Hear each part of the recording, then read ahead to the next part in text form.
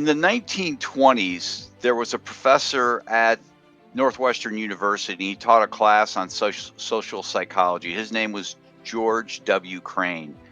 And he gave his students an assignment. It was a 30-day assignment. And every day for 30 days, you were supposed to give somebody an honest compliment.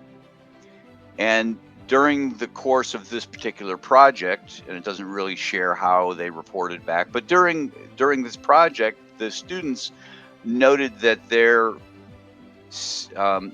compliments had an impact on the people around them, and that when they praised people, it tended to lift their spirits up. And I don't think there's any great shock to that. Susan Jeffers, in her book Dare to Connect, says this. The purpose of the compliment is not to make others like you, but rather to enrich their lives in some way. And so when we compliment other people, there's a purpose for it. There's a purpose. A sincere compliment is to make people feel good about themselves. But and so from that standpoint, it's really it's a form of altruism. It's a form of generosity. It's us going out of our way and doing something for somebody that they might not expect or generally don't expect. I mean, I guess if somebody's coming to you and say, "Hey, I need a compliment," or they're fishing for compliments, they're not really sincere. Um, and so when we take the time to give other people compliments, we serve to lift them up. We serve to do something for them. And before we're done, this is my little tease. Before we're done, I'm gonna give you a little idea as to how you can ensure that you're always giving people compliments. But studies show that we don't give compliments enough. There's research out there that shows that we don't give compliments enough. And so they've really tried to dig into why people don't give compliments. Obviously, in George Crane's class, it was part of the assignment go out and give people compliments. And I don't know how many of those students continued on that practice. Perhaps they did, just a daily compliment. Many of them probably stopped the practice. And we tend not to give compliments, and there are really two reasons why people don't give compliments. And it can be and or sort of a thing. The first reason people don't give compliments is they just, you know, they undervalue the impact. Yeah, I could give somebody a compliment, but does it really matter? And what they have found in the research is that yeah, it does matter. And you know, George Crane students. I don't know that he was a professor, but uh, I don't want to call him Dr. Crane, but George Crane students, they saw that it uplifted people. Um, and, so, and what they found in research, there's research out there that basically suggests, and what they've done is they will have people who will get compliments. And they'll have a group of researchers, and they'll go out and they'll go on the street and they'll give somebody a compliment, and they'll have somebody interview the person shortly or afterwards. So and so gave you a compliment about whatever. How did that make you feel? Which is, I guess, a little awkward and maybe not a true measure, but people would say, yeah, that was really nice. Um, and there's an article out there that was in Psychology Today called "Give More Compliments. It won't be as awkward as you think." Give more compliments and won't be as awkward as you might think, as the title, just to say that correctly.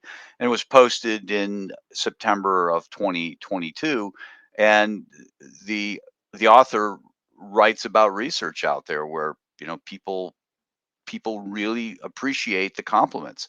In fact, in the article, she shares her own personal story of being on vacation, and as she details the story, they were on vacation, her husband and her kids, and they were with another couple, and it was a particularly hectic night out at a restaurant, and there was a gentleman there who's, she's trying to get, herd the kids kind of a thing, and it can be very stressful.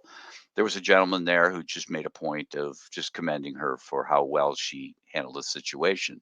And not in his presence, but later, when people were saying, "What did he say to you?" She kind of broke down because she really needed it in that moment. And if you're a parent and you've had to deal with kids and you just Certainly in a in a public setting, you don't want to raise your voice to get their attention. I mean, it literally is like herding cats. Um, and she broke down, and I don't know, the person who gave the compliment doesn't know what kind of an impact it had on her, but it did. So the first reason why people don't give compliments is they really undervalue what you know what a compliment can do for somebody. The second reason why people don't give a compliment is that they they exaggerate the level of awkwardness that someone might feel.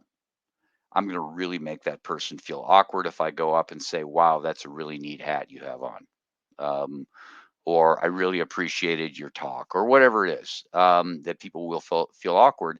And again, what the research shows is just the opposite: is that it's not awkward. People are not, it's a form of giving. We all want to be acknowledged, and by somebody stopping and just taking the time to say, you know what, that was a really good talk you gave, or I appreciate how you handled your kids, or I like how you've dressed. That's a great combination that really makes you look sharp, be it a man or a woman. And so it's always one of those two things that keeps people from giving compliments. So just a little bit of tidbit on uh, ways we can be better at giving compliments. And again, at the end here, I'm going to give you a means of making sure that you're giving compliments on an ongoing basis. There's certainly different types of compliments. We can compliment people on their appearances. We can compliment them on their achievements. Whether it's a promotion or again, great talk. Whatever it is. And I think there's, landing a client, or, having a great month.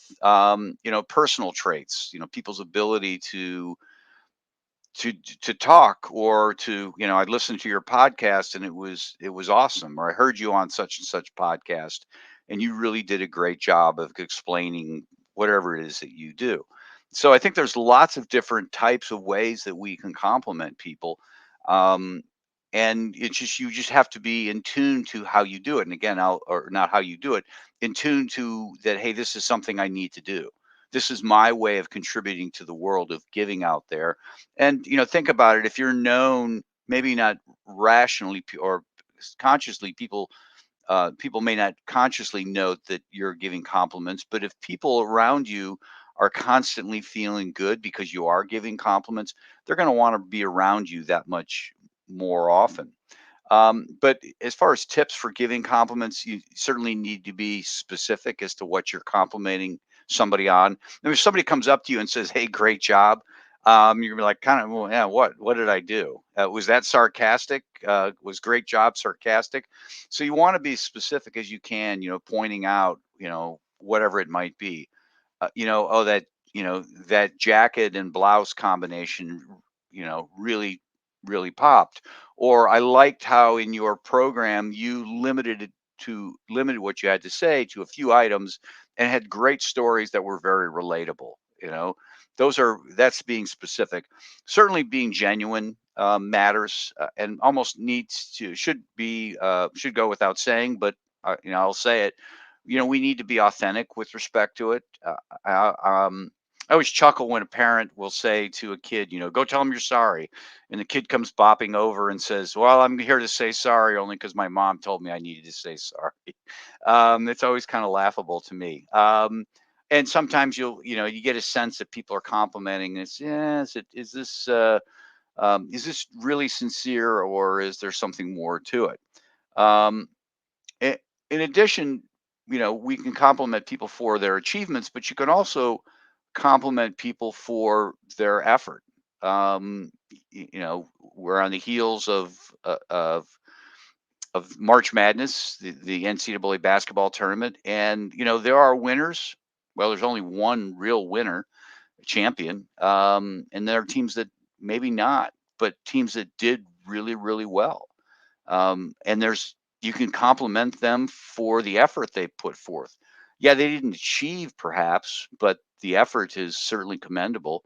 for for some of these teams and what they were able to accomplish over the course of a year. So it's not just the grand champion, if you will.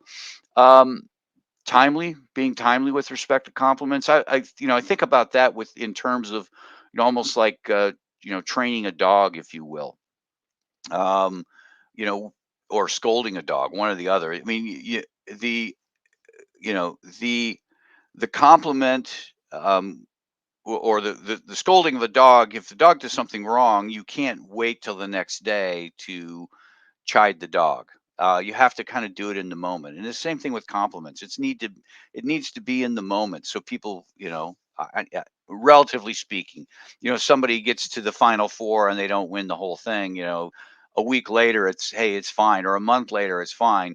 Um, but coming back to somebody long after the fact with respect to something doesn't really uh, it kind of loses its impact. I remember when I had a job in public accounting, we would always joke about our performance reviews because they were they covered a 6 month period, and you're trying to think back to things that happened 6 months ago. It's like, yeah, it's just like I can't think of it. And even if I did, I don't know that it's really relevant at this point.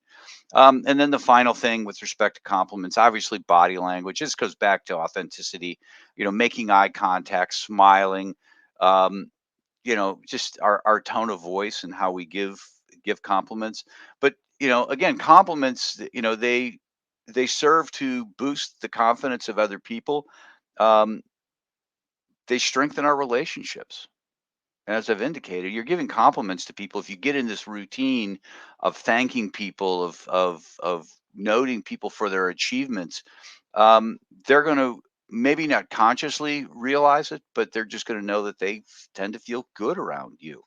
And that serves to not only prop up the person you're giving a compliment to, but in a way it props up you as well. So to wrap up, here's a little trick. Here's a little trick for making sure that you're part of Dr. Crane's, or George Crane's, I should say, compliment club. He called it the compliment club. Just getting in the daily habit of giving compliments. And this comes from uh, the book Nonstop Networking by Andrea Nierenberg.